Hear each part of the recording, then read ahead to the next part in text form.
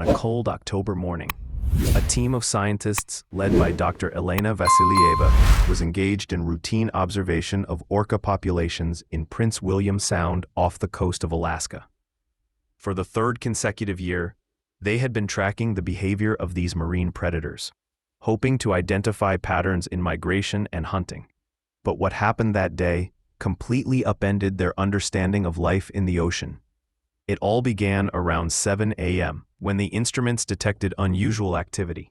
12 orcas, including several adult males with tall dorsal fins, began to gather in a tight circle, strange behavior in itself. But what astonished the scientists even more were the sounds the animals were making. These were not the aggressive clicks typically associated with hunting, nor were they standard social communication signals. It was something else entirely, almost like a lullaby, soft, melodic, and unsettling. The research vessel increased monitoring. These sounds did not fit into any known classifications. Dr. Vassilieva couldn't believe her ears. A deep analysis via hydrophones revealed that this was a completely new form of vocalization. Intrigued, the team decided to approach. In a small motorboat, they carefully moved toward the ring of orcas, unsure how the animals would react. To their surprise, the giant predators showed no aggression at all. They were so focused on what was in the center of the circle that they didn't even acknowledge the boat's presence. Then the team saw something incredible. In the very center of the circle was a gray whale calf, one of the orca's traditional prey. But instead of attacking, the orcas were protecting the calf. Its body was covered in deep scars, likely from a ship collision. It struggled to stay afloat, and the orcas were taking turns swimming beneath it, literally holding it up to keep it from drowning. The scientists were stunned. Everything they thought they knew about interspecies interactions fell apart. Orcas, long considered ruthless predators, were showing care and compassion. One large female stood out. The researchers dubbed her the Matriarch. She appeared to be coordinating the group's actions, sending out sound signals, after which the orcas would rotate roles in supporting the calf. She also dispatched scouts, individuals swimming the perimeter of the circle, seemingly guarding it from outside threats. No one could believe what was happening. It was a scene worthy of a nature documentary, but this was live. This wasn't a coincidence. It was a deliberate act of care. But how was that possible? Why didn't the orcas seize the opportunity to take down a weakened calf? By noon, the situation began to change again. Spouts appeared on the horizon, gray whales approaching, possibly the calf's family, responding to its call. But what happened next stunned the researchers even more. A pod of gray whales was slowly approaching from the horizon. The scientists realized it could be the calf's family. Sunlight reflected off the waves in silver flashes, and in that glow, something occurred that couldn't be dismissed as coincidence. It felt like the entire ocean held its breath. Instead of retreating, as they normally do when other large mammals approach, the orcas began changing formation. Their circle expanded, forming what looked like a corridor. It resembled a ceremony. Calmly and without panic, they allowed the gray whale pod to come closer. Then something completely unexpected happened. The matriarch let out a series of specific sounds, somewhere between a song and an alarm. The response came quickly. One gray whale, likely the mother, accelerated toward the center and touched the calf. But the orcas didn't leave right away. They lingered a little longer, as if to hand the calf over personally. One of the team members later described it as a perfectly rehearsed handoff. This wasn't animal instinct. While the gray whale supported her calf, several orcas slowly swam away, leaving the central area. But some stayed a while longer, forming a protective ring around the mother and her child, as if making sure everything was truly all right, that the mother could manage and that the calf would survive. Analysis of the hydrophone recordings revealed something astonishing. None of the vocalizations made by the orcas during the incident matched any known vocal category of the species. Some were, in terms of frequency characteristics, remarkably close to the sounds used by gray whales.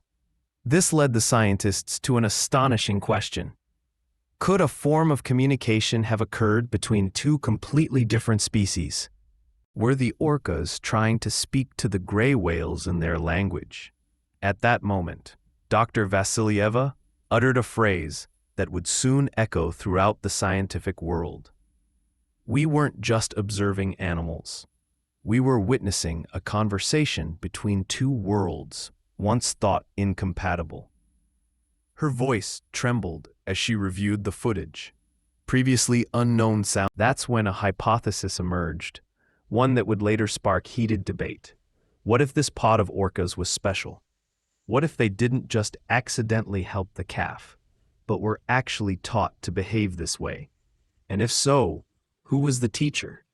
Some team members began recalling other strange events, times when these same orcas behaved more like guardians than hunters.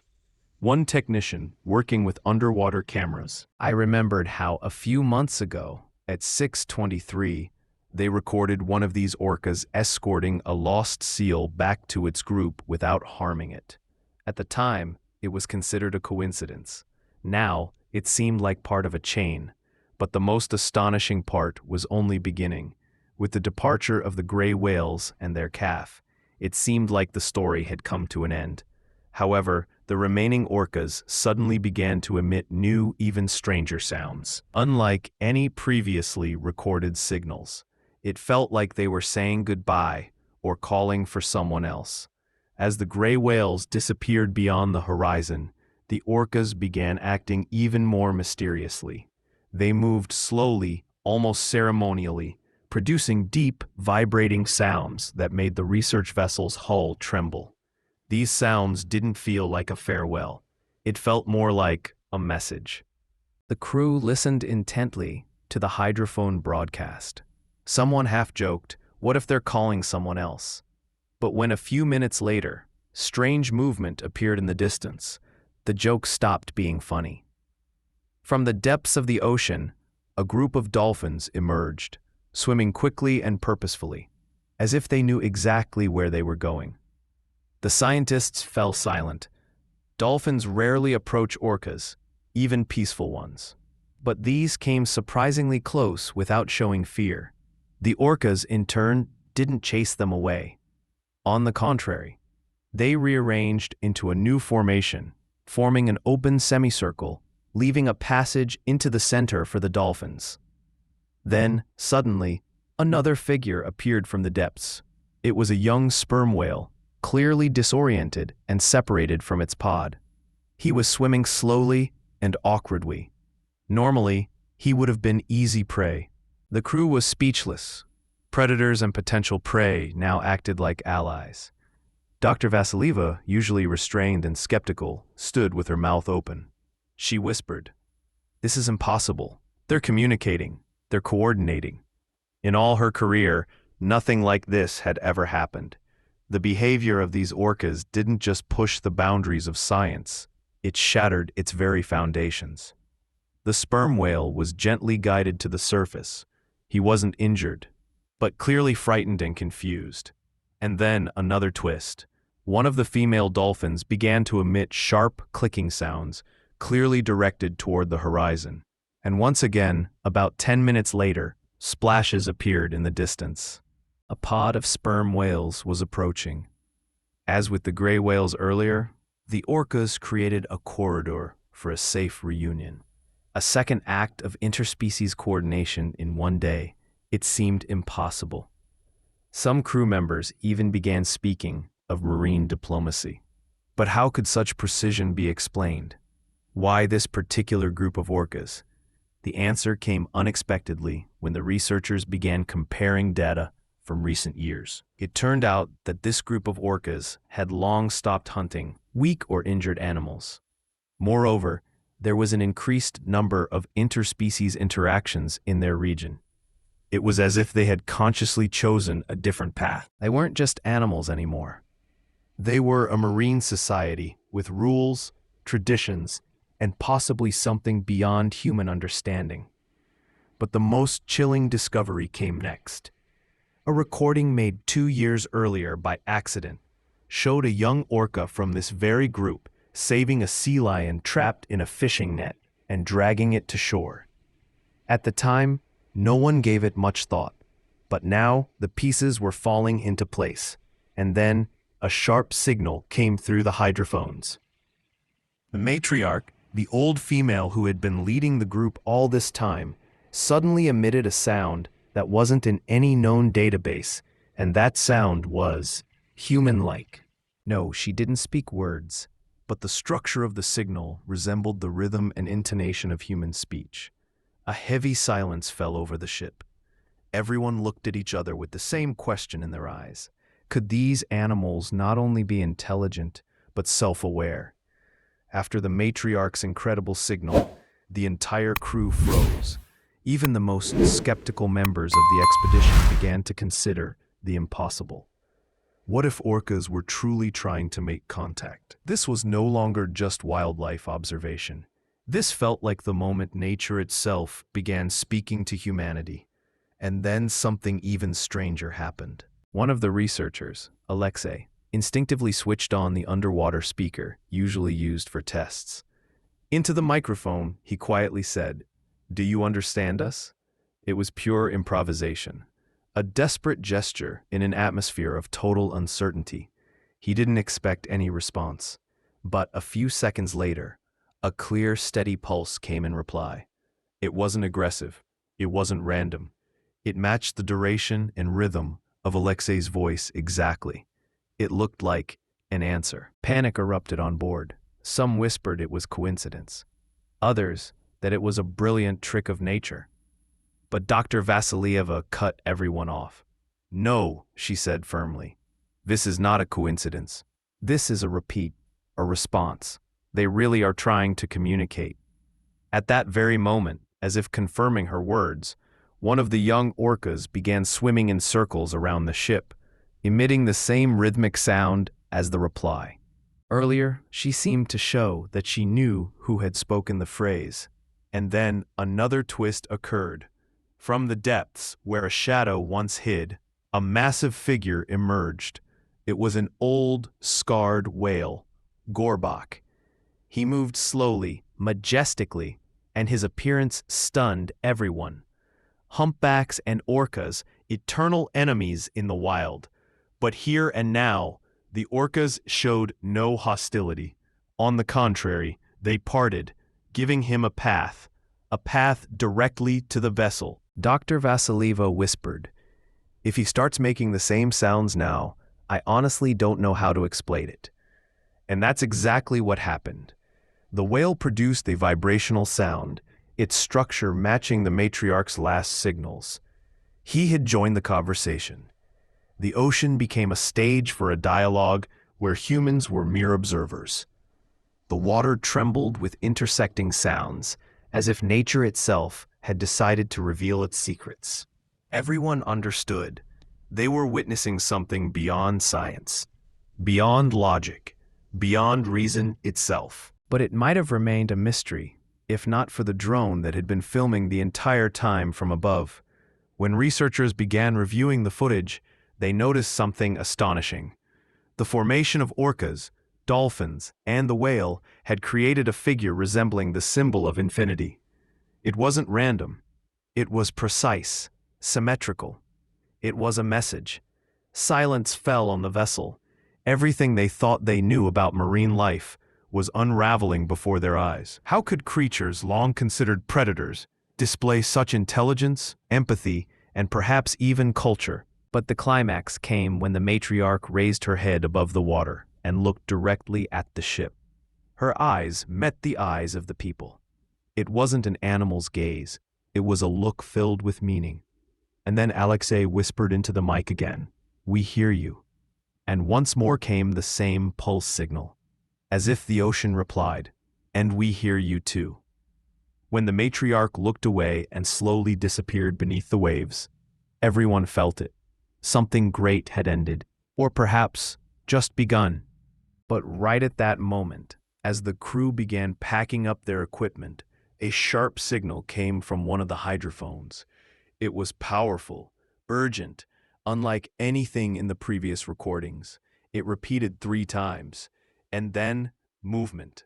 On the radar, dozens of large objects appeared, approaching fast. The researchers, in panic, turned the cameras back on.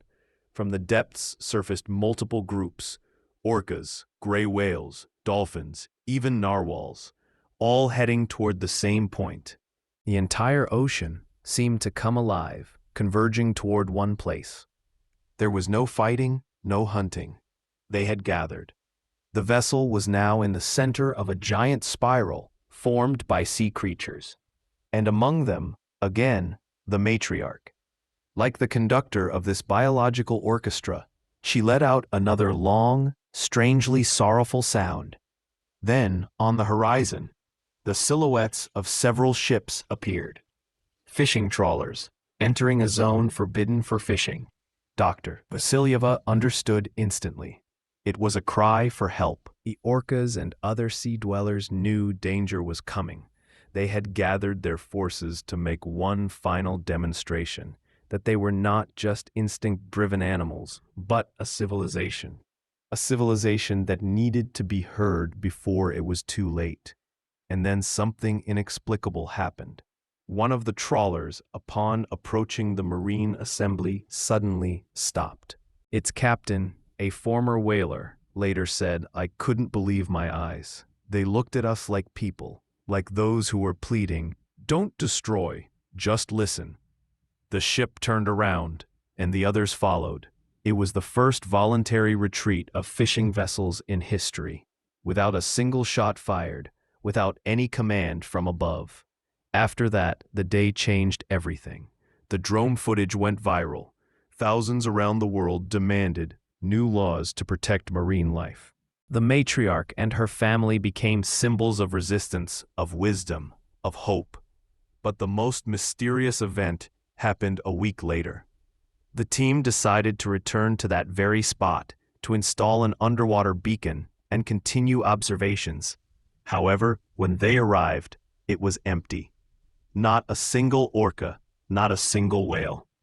Share this story with those who believe nature is merely the backdrop to our lives, because sometimes it screams silently, waiting for us to finally listen. The hydrophones recorded only one signal, the same one as on the day the Matriarch first answered Alexei. A lonely pulse, a farewell, or a reminder. The team left the beacon behind and departed from the bay, knowing one thing. They were no longer just scientists studying nature. They were witnesses to an intelligent ocean, and perhaps, in the future, they would be its defenders. Share this story with those who believe nature is merely the backdrop to our lives, because sometimes it screams silently, waiting for us to finally listen.